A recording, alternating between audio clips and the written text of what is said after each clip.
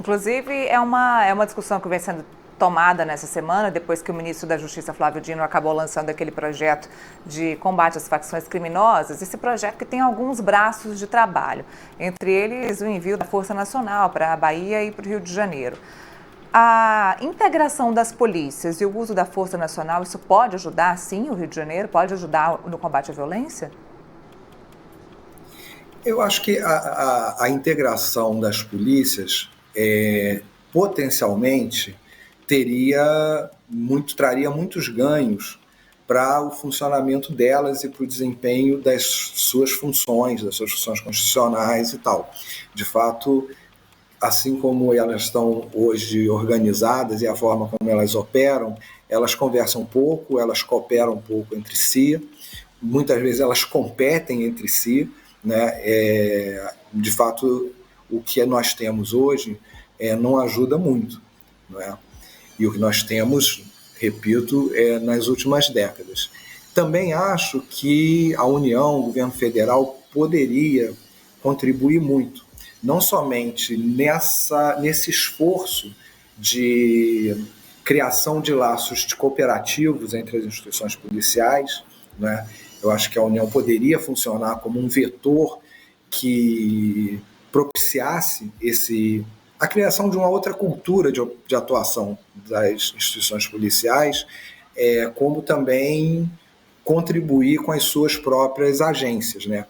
Para que isso de fato funcione, para que isso de fato funcionasse de forma efetiva, no entanto, uma série de medidas deveriam ser tomadas. E eu não sei se elas estão sendo tomadas, se elas estão sendo desenhadas. Eu acredito que não, infelizmente, não é?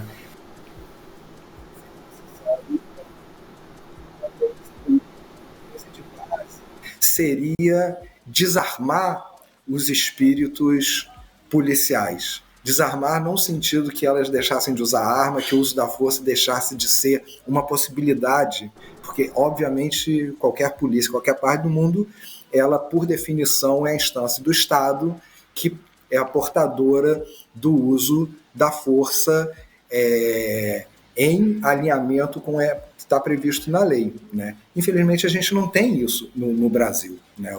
Infelizmente, a nossa cultura, e ela foi muito aprofundada, eu acredito, nos últimos anos, não é de uma total independência em relação à autoridade civil, de uso absolutamente descontrolado e desproporcional da força, trazendo em si, embutidos, uma série de elementos que são elementos próprios da nossa sociedade, né? Nossas polícias, elas são racistas, elas são classistas, não é? Elas elas são militarizadas no espírito, na cultura, na formação, no seu modus operandi, né?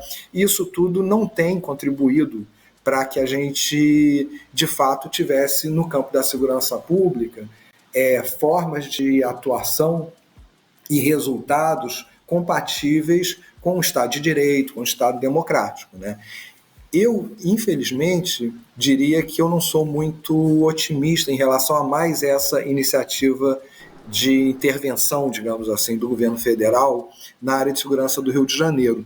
Porque, historicamente, o Rio de Janeiro é certamente o estado que, ao longo das últimas 3 décadas, mais teve esse tipo de iniciativa, não é? Seja com Força Nacional, seja com Forças Armadas, e nenhuma delas nós tivemos resultado positivo, e nenhuma delas nós tivemos qualquer legado deixado a partir desse tipo de experiência. Muito pelo contrário, né? Nós temos um histórico de violação de direitos, de perpetração de violências, sobretudo contra segmentos mais pobres, periféricos da população.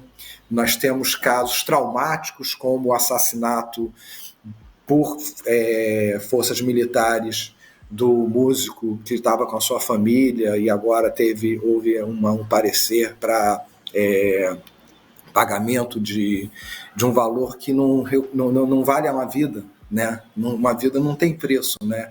Então, o legado para esse tipo de intervenção, lamentavelmente, sobretudo da forma que tradicionalmente é feita, é zero.